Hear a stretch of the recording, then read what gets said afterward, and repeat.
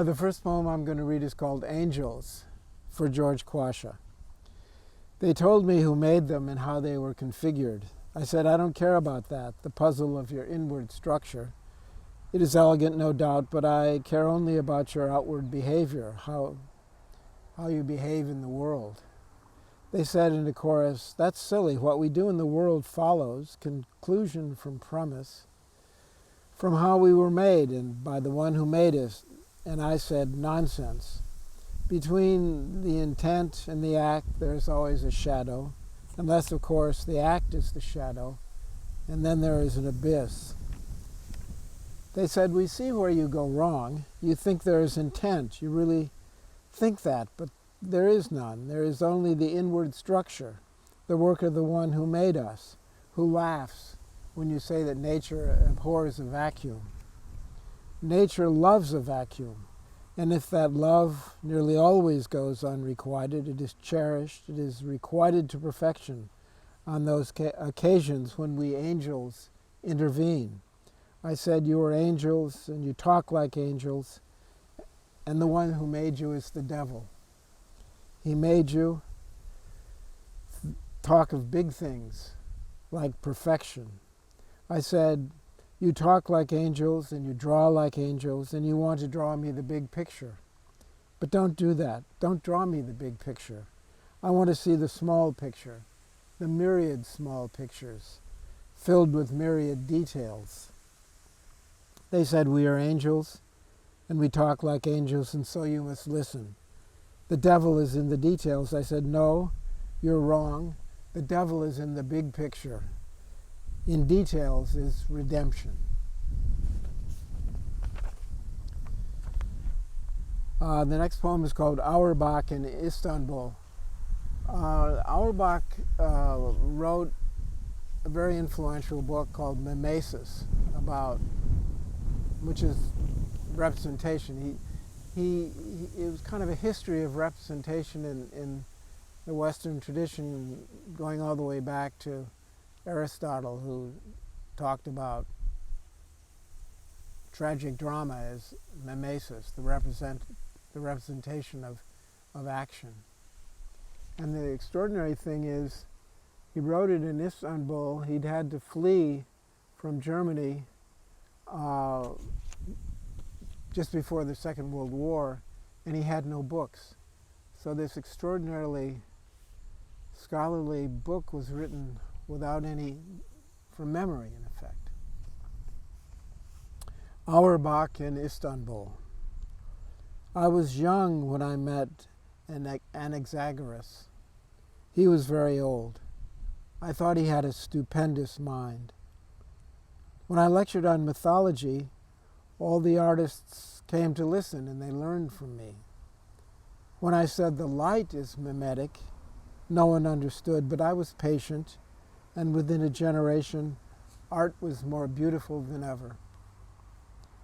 There is no space until you enter it, yet space is nothing you can leave. Certain sculptors understood what I meant by that. Mind is in everything, yet it cannot think. That is why there must be separate things, including each of us, and there must be time, so the other things can wait for us to think of them. Instant replay. This is an ancient idea, and the camera that delivers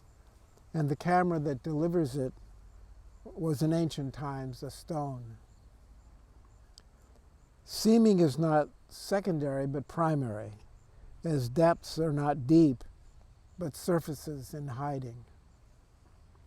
To follow a trail of breadcrumbs. This is to be led away from language, to wonder who left the trail of breadcrumbs. This is to wonder if there is language in what you see. The bitter can be sweet and the sweet can be bitter. So said Sappho, and I agreed, and she agreed with me that her knowledge of the bittersweet did not increase the number of things to be known. De Kooning at the Taj Mahal. This involves neither the one nor the many. Auerbach in Istanbul. Without his books, he could only write. In pictures, resemblance is not visible. In poetry, it is not audible.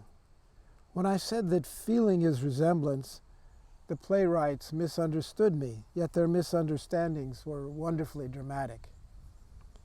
Plaid shoelaces, interweavings interwoven. What is a riddle to the birds is an axiom to the sky. Yet there is only one truth, not many truths, just as there is only one ocean, not many oceans. The perils of Pauline. Without them, we would be incapable of doubt.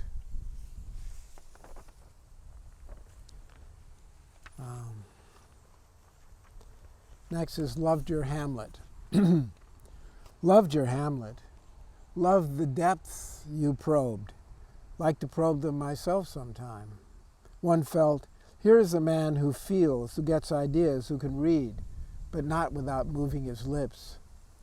That's what I call theater, having your cake and spewing its better half into the void. Loved your unplayable scenes. I'd like to quit playing them to myself sometime. That's theater, when the absurdity of it all is finally good enough to introduce to Mother. Loved the real tears. They were electric, and I loved what they added to the river. Loved the river running down to the sea in dramatic twitches, and the stiffness of the crocuses with snow still nestled round. Adored the smarminess you got away with, being an intellectual. But look at you now. Earth is awaking to its sinecure, fecundity. The day that clings to you like the smell of grease paint is never long enough for all the procrastinating you have to do. Billantine is back, but you're still frizzy. Paisley is back.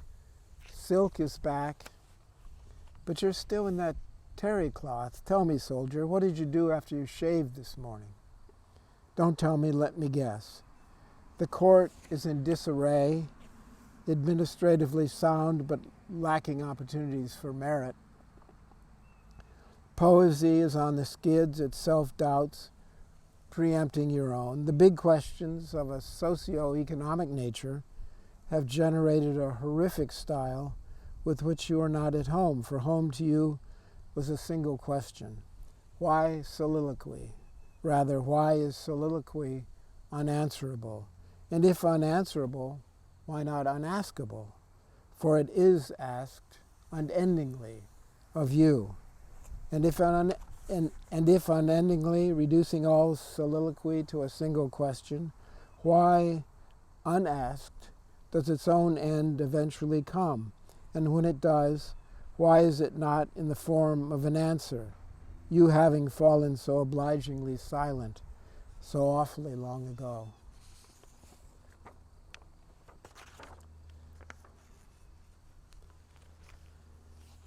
Solipsism.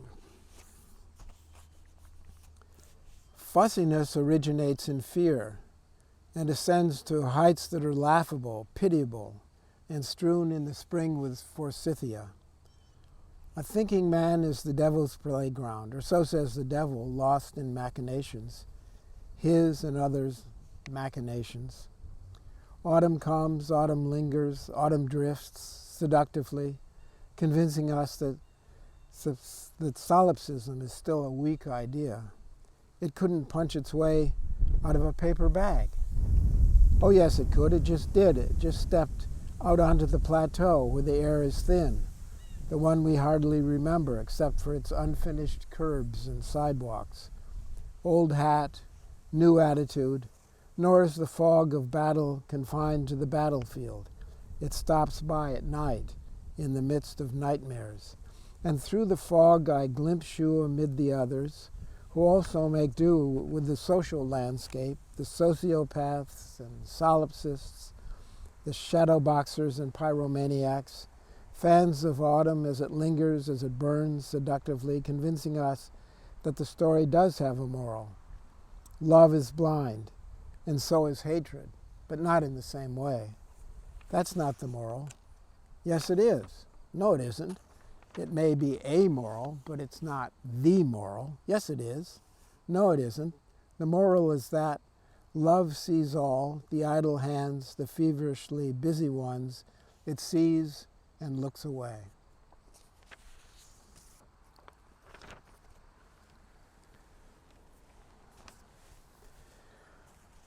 This is called Off-World. My mother never told me I was a replicant. Did yours? Don't mean to pry, but I get stir-crazy whenever I take one of these jaunts off-world. It happens every time, no matter how wide, how open the wide-open spaces, how frequent and various the contacts with other sentient creatures. It's the same old story, the story with an end, but no beginning, no middle. So let's talk about timelessness, or maybe shortcuts to wisdom. Got any new ones? Have you, in other words, been zoning out the way they train you to? None of my business, of course, but what happened to your startle reflex? Went the way of valor, huh? Or the better part of it. Oh, and I heard about that dust-up off the shoulder of Orion. At least they gave you a medal for your trouble. But what do they give us for the numbness that tries to pass itself off as professionalism, the self-referential kind that keeps adding circuits until, voila, that workable simulacrum of human consciousness they're always promising to revamp, and I know and you know how that can slow you down, scramble the reflex imprints. Anyway, I don't know about you, but I only rarely bypass it because, you know, consciousness. It's a big part of being alive.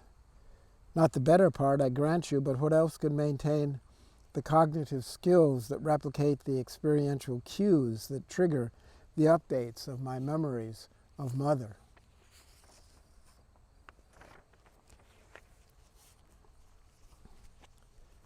The laws of art. To break a law of art is to promulgate another law.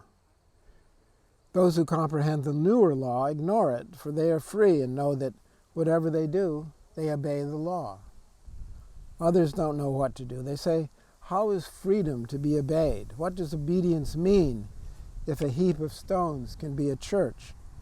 But it is my church, this heap of stones.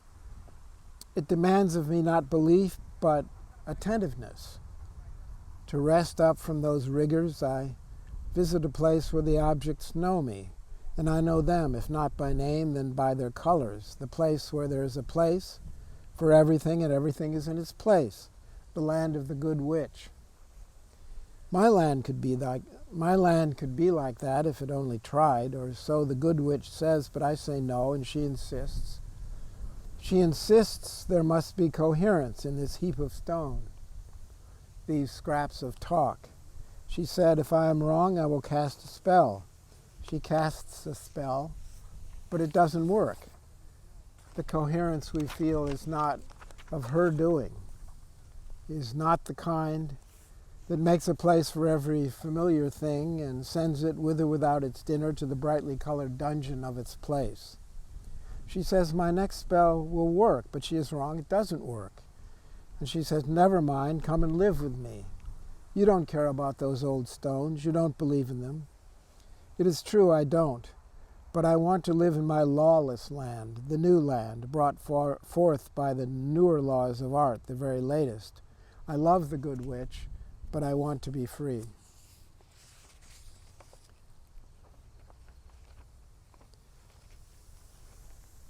Galileo. Anchored to the late hour and his bed, he says that around it sails the one he loves, who is the earth and the sun and the moon and the stars and the wage-price spiral and Nancy Drew and all the things he has left undone, leaving them to the real philosophers who step out of their skins and into the knowledge of that to which a word must of necessity refer. Come rain or shine, or the question, who am I kidding? Because who, in the first place, am I? Scouring his domicile for the keys, he misplaced not only the earth, but the sun and the moon and the stars, and the one he loves, and all those things that never give it a rest, because all that flies by night flies also by day. Nothing stands still, even when it is stationary, because it is never the same, simply can't be, even in this picturesque backwater.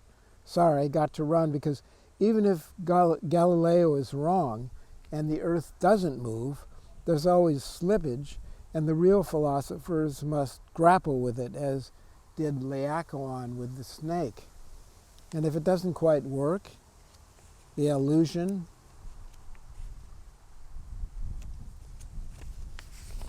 well, maybe it's not an illusion. Maybe it is. But never the same one. And if this breaks the brittle heart, maybe it's not the heart, maybe it's not broken, maybe it is, because what do I know? Sorry, I've got to run, and I do, even if I don't, because it's forever, isn't it? Even when it's the kiss-off.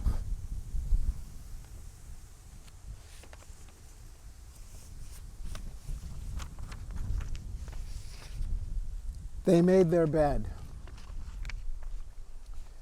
To find the needle of the joke in the haystack of the story, but it had found and suavely wounded you that night. The sky grew drowsy in the shadows of the whitewashed interior. Like one who has studiously followed the worst advice of his best friend, the dog, who began as a wolf, the thinker falls victim to the topic he has mastered. What a sad labor it was and joy it has been to generate empire, fabricate pastoral, elucidate tragedy. The light that is flung at archaic action, that is the light we call modern thought. To live in its glare is to snuff it. That is the truth that sought me out along the way. As I conducted my pilgrimage through the dust, across the rocks, my search for the ones who wrought the land from Titan bones. They slaughtered meat, meat nourished fire, fire slaughtered paper, so they relied on memory to make them heroes of the horror that had made memory so dubious. They remembered the resin-scented, the dove-infested silence of the forest. They built this creaking wooden palace. They made their bed, but never slept in it. They made me sleep in it, and here I am, with you. Okay.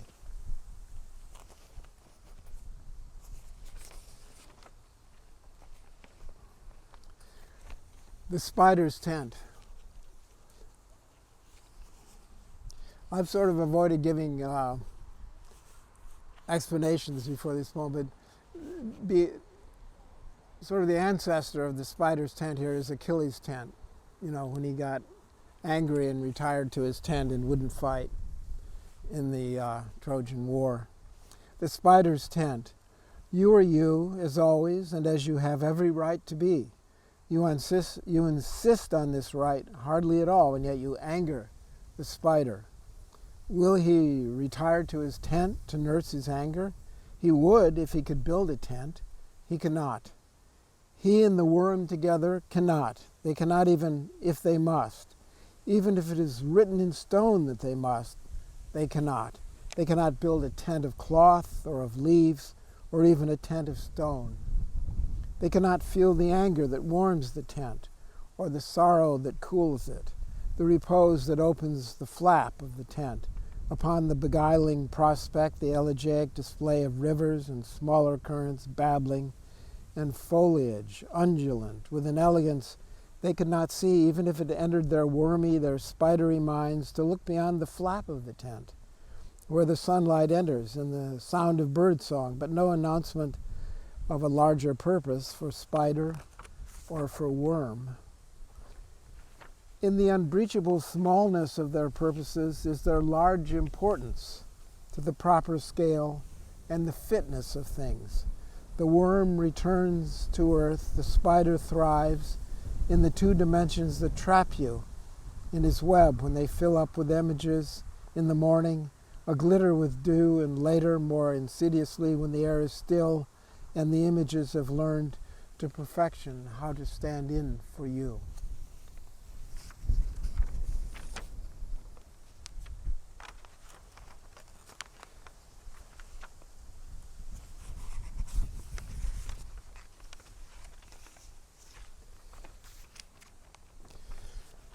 This is a short poem called I Want to Be a Glorious Rider. I want to be a glorious rider, just like my father before me. But was that rider really my father?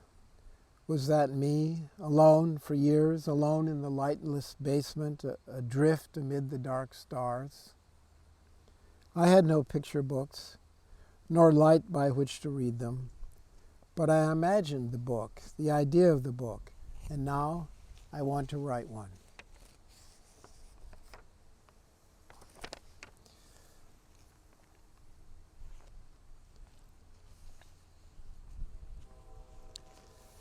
This is called I've Been Waiting for Your Call. The phone rings. It's not you. It's a friend of mine. He says, required by the zeitgeist to flee the capital one muffled, suddenly acrid afternoon, I've camouflaged myself, standing stiller than a shadow in this breezeless retreat and thinking and rethinking the basis of constitutional government. We have, he says, much to learn from the bees, the waves, the fall of the Roman Republic. Diverted by history, we drink the ancient bitter wine cut with the honey of devolution, the sweetness of life, lived by citizens as they morphed into consumers. Did the poet hit a home run? The simple-minded ask this question sincerely. Sophisticates, too, are asking it as if the uneasiness that needs to be on the right side of everything had watered down their collective being, as if arguments availed or sides are there for the taking in the gardens of poetry, overgrown and yet carefully tended. Weeds have their moment in the sun, and it is a long one. Weeds have their moment in the sun, and it is a long one, for they are in the post-Enlightenment West, but not of it. And they have not diluted being, nor do they feel the need to capitalize this well-worn name for all that is prior to language. Thank you. Oh no, I've got one more. Oh God. I thought that was it. Okay, this is a kind of summary. It was called There Was Nothing. There was nothing I had not yet said. And if I continued to talk, it may well have been in answer to the thunder masquerading as silence, distant but always apropos of the sunlight falling like wintry confetti, warming the mottled stone in celebration of its indifference to common sense. Caught up in this spectacle, I neglected the dignity of my being and even my chance to vote for the amendments that might have protected it. So it is to you, constitutional process, that I offer this last full measure of my devotion, and I am prepared to wait forever here in the darkness generated with dire efficiency by your ongoing breakdown, for you to accept this offering of mine, heartfelt and only on occasion utterly hopeless. That is